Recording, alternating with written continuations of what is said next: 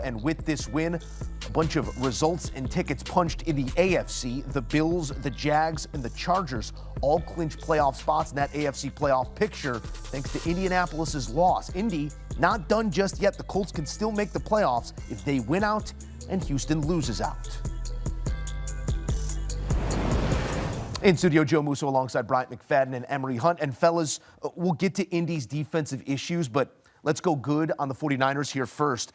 What kept them in rhythm tonight, Mac, offensively? It looked like it was offense on air at times. Their quarterback, Brock Purdy. Brock Purdy was outstanding. And during the pregame show, we basically gave you the key ingredients for their success. And I felt like this was a great matchup in favor of Brock Purdy when you look at the Colts secondary. They were 30th in the National Football League in passing yards allowed coming in today's matchup. Allowing around was his best performance this season in an injury-plagued year. And with Brock Purdy now seeming to find his rhythm, and then you look at the other two members of the big three. CMC, he had 146 yards of total offense. George Kittle, 7 receptions for 115 and a touchdown.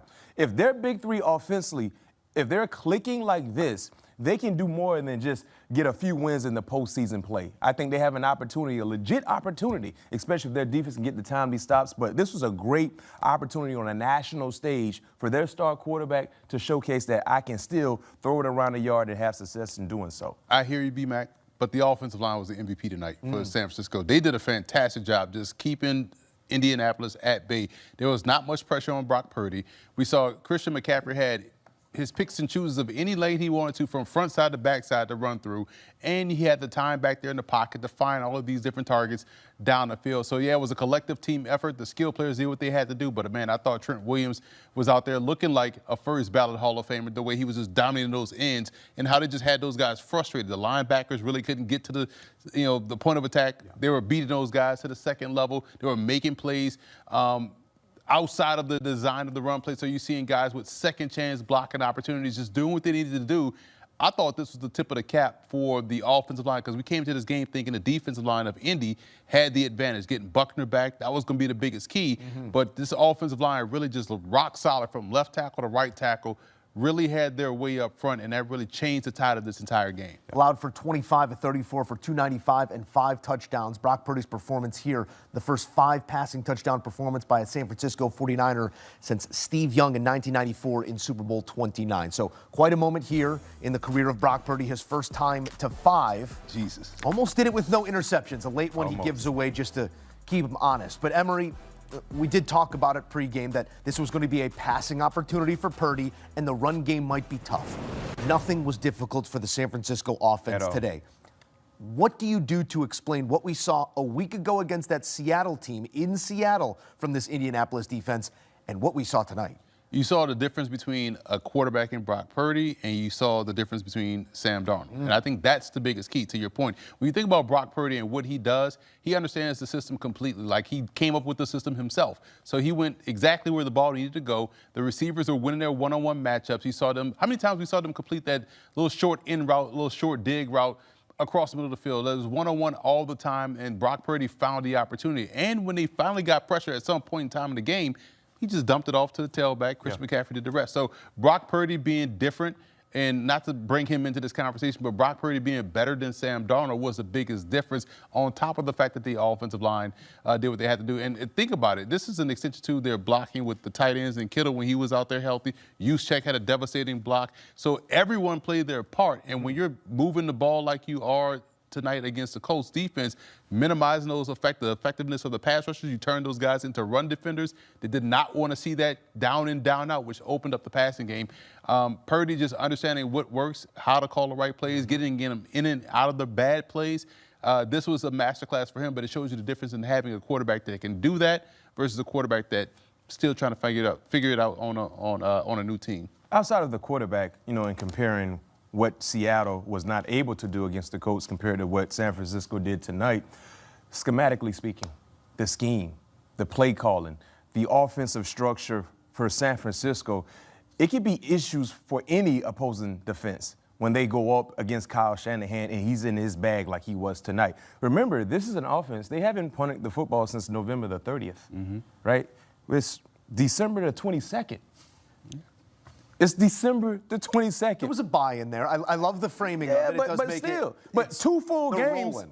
In 2 full games. He was still eating Thanksgiving Yeah, food. I don't. 20-some drives since their last punt. That's amazing. Yeah. That is amazing when you factor in how difficult it is to keep that same rhythm going. So all I'm saying is right now, Kyle Shanahan and Brock Purdy, they found their rhythm, which is very, very important because they're a few weeks away from getting into the playoffs with the playoffs starting. And then eventually you will get Ricky Pearsall back. Mm-hmm. See, that's the thing. We haven't seen their offense at full throttle with everyone because injuries have really hampered that, but we haven't really talked about, oh man, they missed this guy. Oh man, they should have this guy.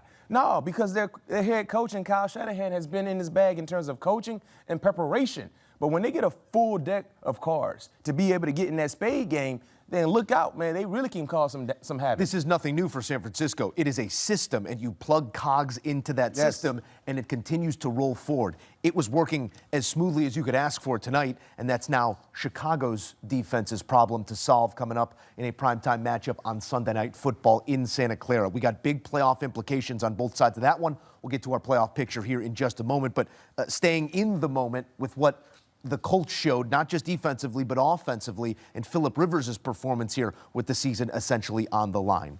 The losing streak continues. You start 8-2, now 5 in a row in the loss column. The Sportsline projection says, thanks for playing. You're going to be the first team in nearly 30 years to miss the playoffs after starting 8-2.